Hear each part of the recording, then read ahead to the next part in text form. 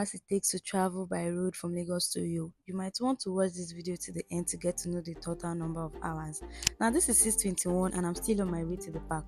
Literally since I relocated to Uyo, AKTC have been my go-to transport company. Even though on this day they almost got me pissed, cause tell me why the guy loading demanded an extra 5k for my travel boxes. If you've watched the previous video, you would see the size of my box, and I ended up paying 1k for the luggage, but I'm still wondering why we always have to pay for our luggage even after paying 34,500 as our travel fee. Finally, they were done loading the bus, and because the passengers were few, they had to complete the seats with so many baby items. Thank God I got the front seat. Passenger princess! We officially started our journey by 11 minutes past 8. And we were already headed to Mile 2 because their park was not far from Mile 2. Now if you look closely, you will see the Mile 2 bridge. Yay! I'm excited for this journey. If there's one thing I've always known AKTC drivers for, is the fact that they would always stop to get fuel at the beginning of the journey, check their tires and do some little checkups before officially commencing the journey. While our driver was still getting the fuel, some of the passengers came down to ease themselves, stretch their leg while they prepared for the journey. I'm so excited for this journey because I get to let you guys in and tell you guys how my trip went. I was having fun filming my content, not until my driver hit a bus at the back and we had to go to the station.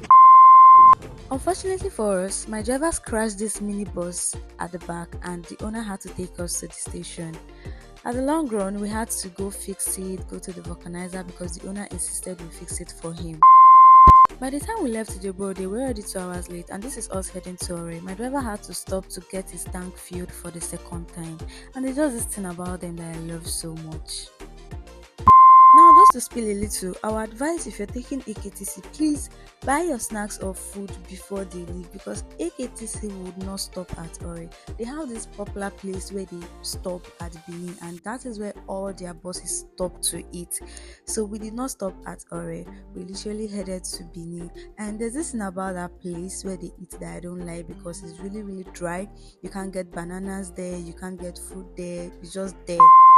We finally got to Benin and it was time to eat.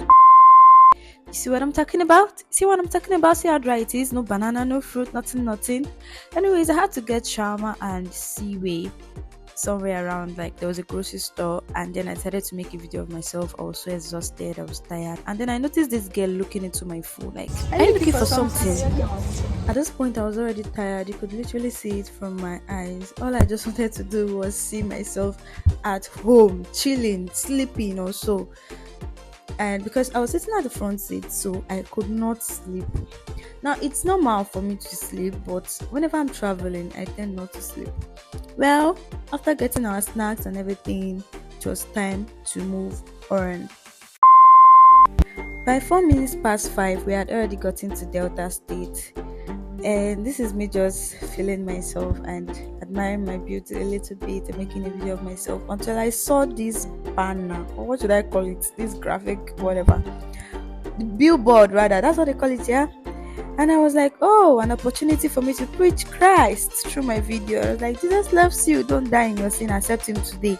Take this seriously, take it seriously. By past 6, we had already gotten to Asaba, and our driver had to fill up his tank for the last time before we got to our destination. And at this point, we had gotten to Onitsha. A few hours later, we found ourselves in Owerri. Is that my state? Is that my state looking pink? If you all don't know, I'm from Imo State. The moment I realized we had gotten to Owerri, I was so happy because it's just a state away from Uyo. After Owerri, we get to Abia, and after Abia, it's Uyo Akwa Ibom state. So I was so excited and I was admiring my state in the process too. We got to Abia State, and from there we got into Uyo, and we quickly made a stop at their park that is located at Ikotekpene. The driver dropped off some way bill while we quickly headed to their final park at Uyo. I think that side is called the Par Road or what, I don't really know.